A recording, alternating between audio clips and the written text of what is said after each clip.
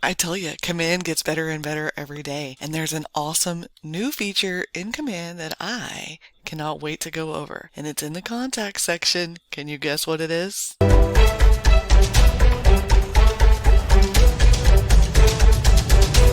It's your favorite tech trainer, Bren Brewer, and yes, today we are going over the new feature that's a merge feature. I cannot wait to show it to you. So you can see here, I'm in my contacts. I have a bunch of contacts that are duplicated. Yes, duplicated. Like I've got 2 Donald Ducks and 1, 2, 3 Mickey Mouses. So if I want to merge those 2 contacts together, I would select the 2 contacts I want to merge. And then in this box here where it says select bulk action, I would click that box and click merge. You're going to get a box that pops up. It's going to ask you to pick which contact here to keep. So do you want to keep Donald at duck.com or Donald at disney.com? I'm going to choose this one. So then it'll say you're going to keep this contact and merge this contact over here. And so if that looks good to you, go ahead and do it. You can also click to show more fields so you can see which fields are going to be merged over. If everything looks good, you'll click continue. It's going to show you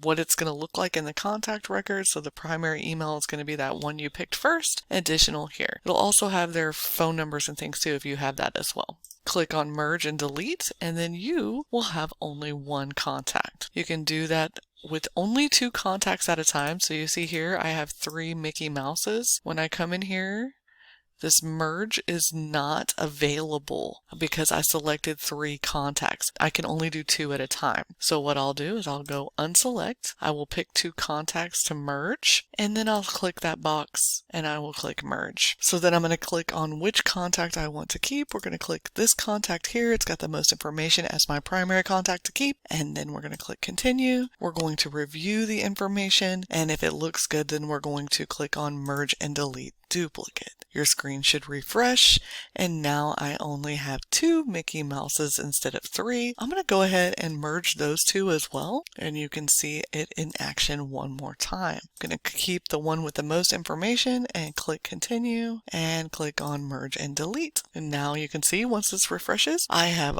my database all cleaned up, only one of every one. So there you have it, merging, now available in contacts. Let me know in the comments below if you're enjoying this feature like I am.